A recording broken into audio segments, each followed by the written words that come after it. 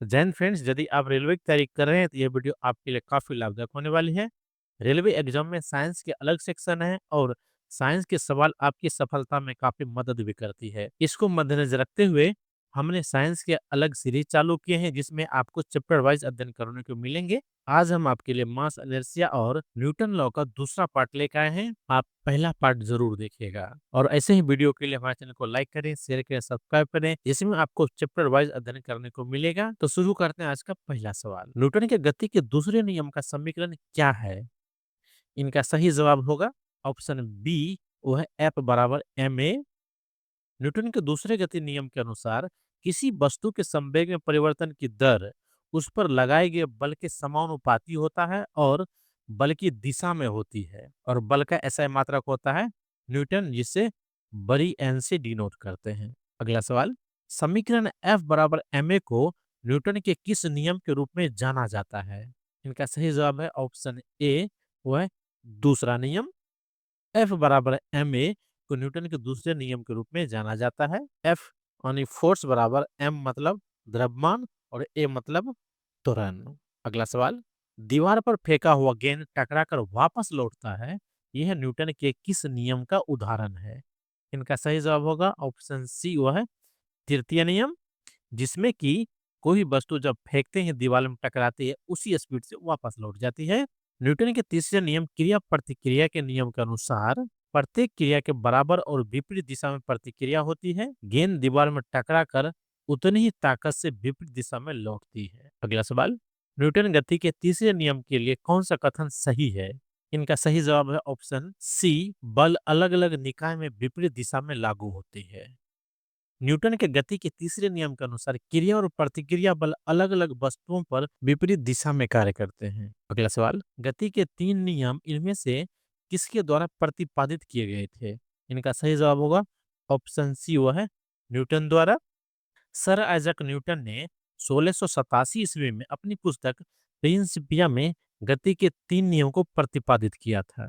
अगला सवाल, न्यूटन के गति के नियम का प्रकाशन किस वर्ष हुआ था? इनका सही जवाब है ऑप्शन डी, वो है 1687 ईस्वी में। अगला सवाल, गति का प्रसिद्ध नियम किसने दिया? इनका सही जवाब है ऑप्शन बी, वो है न्यूटन।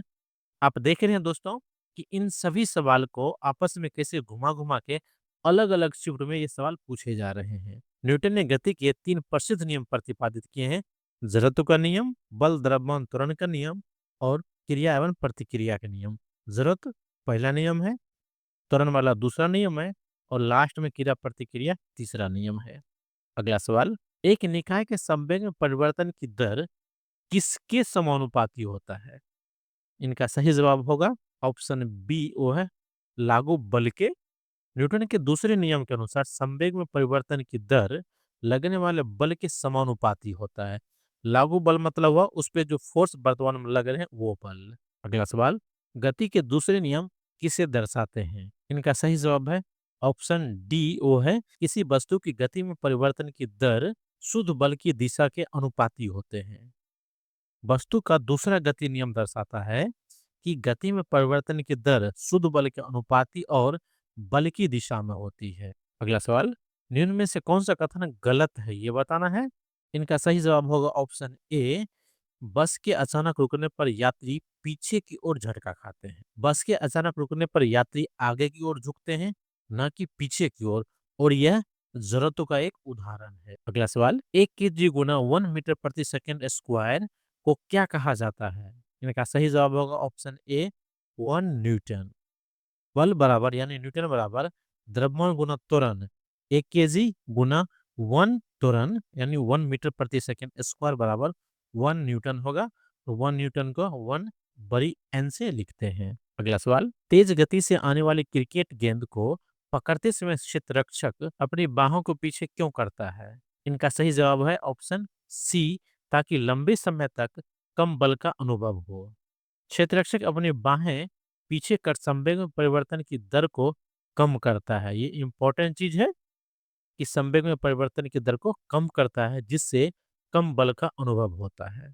अगला सवाल, राइफल से गोली चलने पर राइफल की गतिज ऊर्जा कैसी होगी? इनका सही जवाब है ऑप्शन बी, गोली की गतिज ऊर्जा से कम होगी। इसका एक कारण ये है, गोली का वजन और राइफल के वजन में अंतर होता है।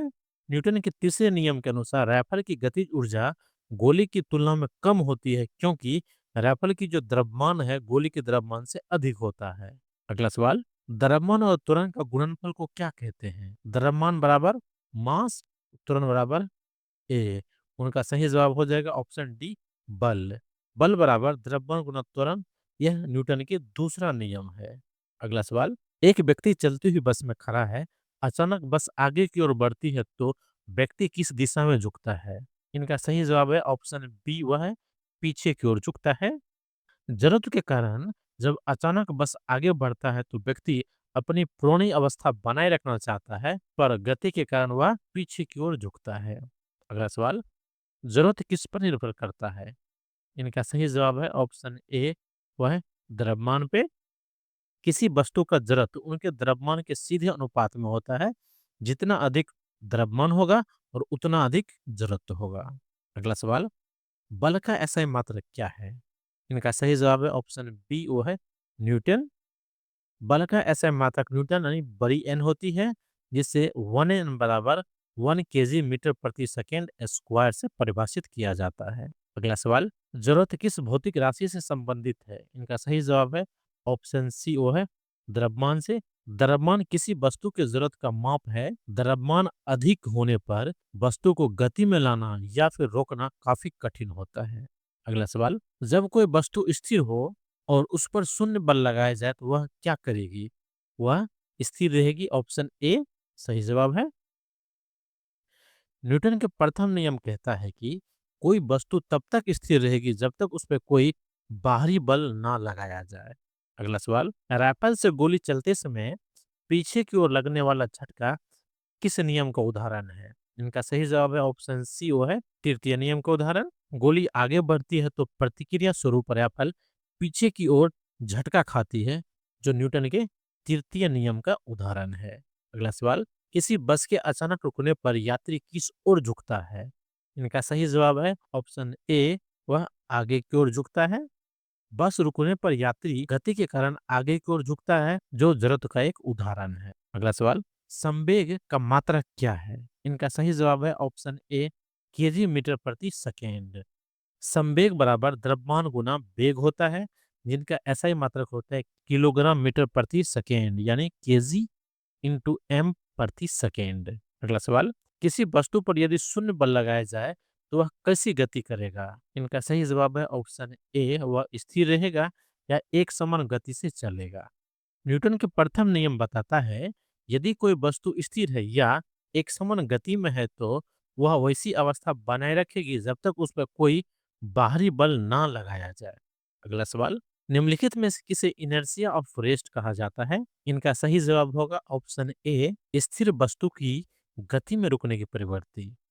विराम अवस्था का जड़त्व इनर्शिया ऑफ रेस्ट का अर्थ है कि कोई वस्तु तब तक विराम अवस्था में रहेगी जब तक उस पर कोई बाहरी बल ना लगाया जाए। अगला सवाल, शरीर के स्थिर रहने या एक समान गति से चलते रहने की प्रवृत्ति को क्या कहते हैं? इनका सही जवाब है ऑप्शन डी, वो है जड़त्व। जड़त्व वस्तुओं का वह गुण है जिसके कारण वह अपनी स्थिर अवस्था या एक समान गति की अवस्था को बनाए रखने का प्रयास करती है। अगला सवाल, बल किसके बराबर होता है? इनका सही जवाब है ऑप्शन बी, वो है द्रव्यमान और त्वरण के गुणनफल के बराबर।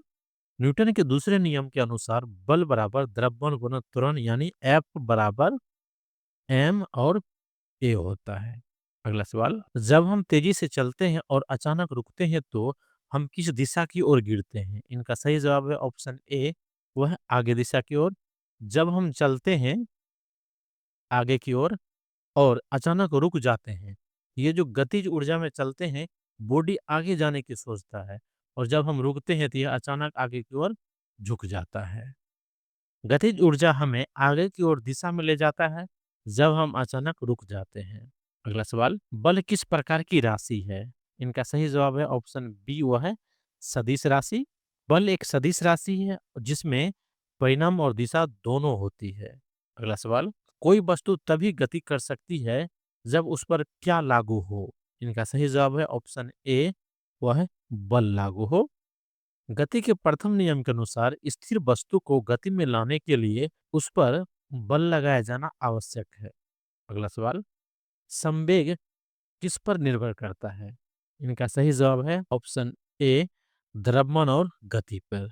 संवेग बराबर द्रव्यमान गुना वेग होता है और संवेग इन दोनों पे निर्भर करता है। ऐसे ही 30 सवाल हम रोज आपके लिए लाते हैं और ऐसे ही चैप्टर वाइज अध्ययन करने के लिए हमारे चैनल को लाइक करें, शेयर करें, सब्सक्राइब करें।